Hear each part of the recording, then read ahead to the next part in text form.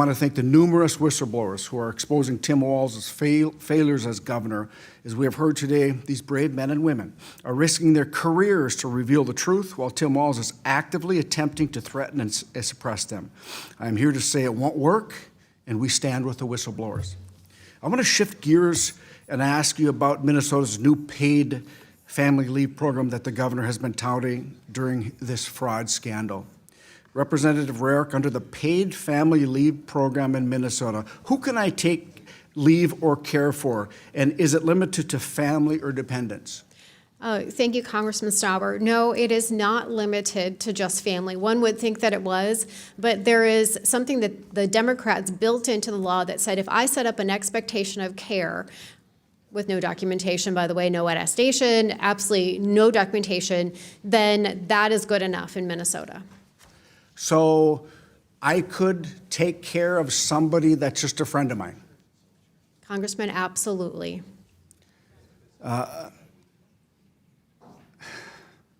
So it doesn't matter if they're related, if I've had a past relationship or closer, I can just go and ask or tell my employer I'm leaving for 12 weeks or 8 weeks and get 90% of my pay and take care of that person, right? You could do that, yes. And so it's a sliding scale. It's not all of the people would get 90%, but the vast majority, I believe, depending on your salary, would get 90%.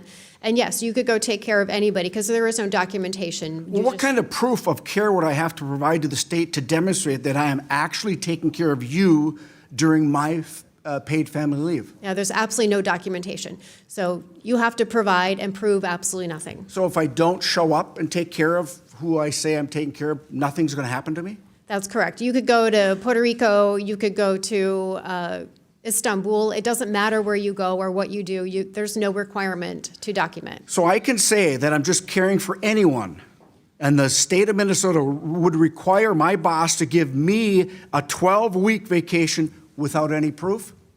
That is exactly how the Democrats wrote that law. That's correct. Is a licensed American doctor required to certify that this person needs my immediate and uninterrupted care?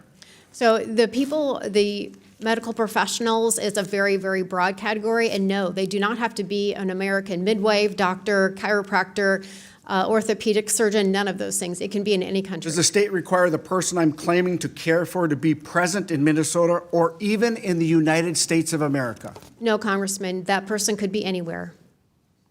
Somalia? Absolutely.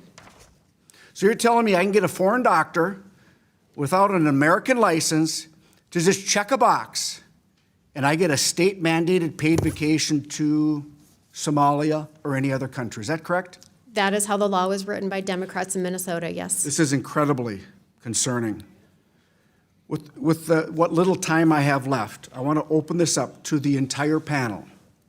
Is there anything else you would like to address regarding the paid family leave program? And I'll start with Representative Robbins. Thank you. We always talk about how important it is to stop fraud on the front end. So our committee held a hearing on this paid family leave law that took effect January 1st back in November. And we grilled the Department of Employment and Economic Development, trying to get them to shore up some of these definitions, trying to put some guardrails on this program. And they just assured us over and over, they've got it covered. There won't be any fraud. Don't worry about it. But I've already had whistleblower reports since the program started, January 1st, of fraud. So we're going to have to get a handle on this, and I think it's the next fraud frontier in Minnesota. Representative Hudson, anything you'd like to add on the paid family leave program in Minnesota?